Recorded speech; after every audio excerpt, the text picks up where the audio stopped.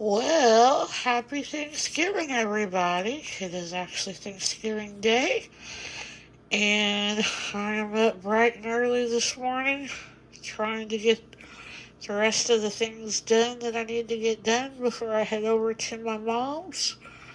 So, today I'm going to be making some sausage and stuffing balls. I made these for my aunt's house over the weekend, and they were a big hit, so definitely wanted to make some to take to my mom's, and they're very easy and simple to make, and we like easy and simple, and they are delicious. So, win-win situation here.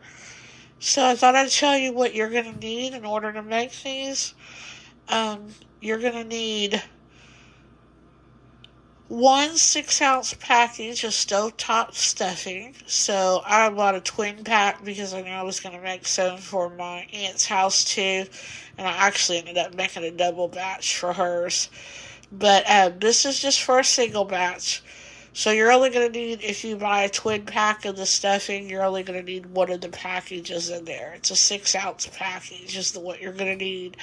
So, and you don't have to use stovetop, but that just happens to be um, the stuffing that I like to use, and I like the cornbread. So you're gonna get one package of that, and you're gonna make it to as the instructions. So I've already done that on the stove, so the stuffing can be cooling. And then the other ingredients you're gonna need is you're gonna need 3 cups of cheese, and for the ones that I made for my aunt's house, I used 2 cups of the cheddar cheese, and then I used another cup of the white cheddar, which is sitting there on the counter there that you see. And you could use any kind of cheese that you want, though. So that's just what I had, and they were really good. So that's what I'm going to use this time.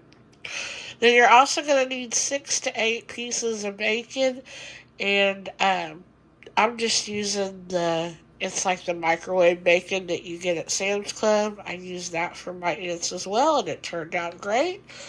And then the last thing you're going to need is just a roll of your favorite sausage, and I'm just using the Jimmy Dean regular, so really good stuff. And yeah, that's it. So, like I said, I've already got the stuffing cooked on the stove and it's cooled off. So, I'm going to come back. I'm going to put that in a bowl and I'll show you what's next. Okay, back, and all I've done is I put the stuffing in my bowl.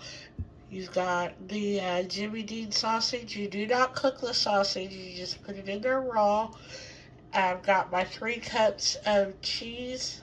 Uh, 2 of them is sharp cheddar, and 1 cup is the white cheddar cheese. So a total of 3 cups of cheese. And then I put 8 pieces of crumbled bacon in there. And now all you're going to do is mix this. Now you can mix it with like a spoon or something like that. But let me tell you, it's hard to mix because that sausage and the stuffing and stuff, it gets real hard to mix. So I just use my hands. You use what God gave you, and to me, they're the best tools you got. So when it comes to doing stuff sometimes in the kitchen. So what I'm going to do is I'm going to mix this up real good with my hands. I've got the stove heated up at 350 because that's what you're going to bake these at. And then once you get this mixed up, you're going to form it into balls, and you're going to put it on a parchment lined cookie sheet, and you're going to bake them for 25 minutes. So I'll come back and I'll show you what this looks like all mixed up, and um, how big the balls are that I roll and all that stuff. But yeah, I'm going to get to mixing this and I'll be back. Hey, hey, hey, I'm back. And here are the balls. I forgot to show you the mixture, but you just mix it well. Like I said, I use my hands. And then you just form it into balls. This ended up making 42 about 1 inch balls. And I use a cookie scoop to scoop it. And then I just form it into a ball. So they're kind of, all the balls are even and stuff in size and everything. So yeah, so like I said, I aligned my cookie sheet with some parchment paper because there is a little bit of grease that runs off of these, and it's just the parchment paper helps for easy cleanup. And I'm going to pop these in the 350-degree oven. And like I said, they go in there for 25 minutes. So you'll want to check, your oven. Um, you're probably going to want to check them, maybe at 20 minutes or so because your oven may vary and stuff on heating and everything. But yeah, so I'll show you what these look like when they come out of the oven. And I'm telling you what, they are yummy. We'll see you later. Alright guys, I'm getting ready to make a cheesy broccoli and rice casserole. I've never made one of these, but I like to eat them when I go out to dinner. So what I'm doing right now is melting 3 tablespoons of butter. Once that's melted, I'm going to add some onions, about, a fourth of a cup probably, because I'm making an 8x8 pan. So I'm going to add probably about a fourth a cup of that. And then I have 1 tablespoon of some minced garlic that I'm also going to put in there. I'm just going to saute that up. And then we're going to add some more ingredients after that. I'll be right back. Alright guys, I got the onion in here. And I'm just waiting for it to get good and cooked up here.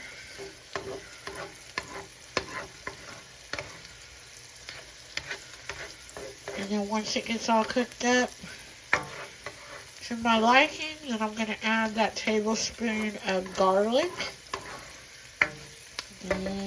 And we're going to add some more ingredients. And also you're going to want to preheat your oven to 350 because that's what you're going to bake this on. And I'll be back.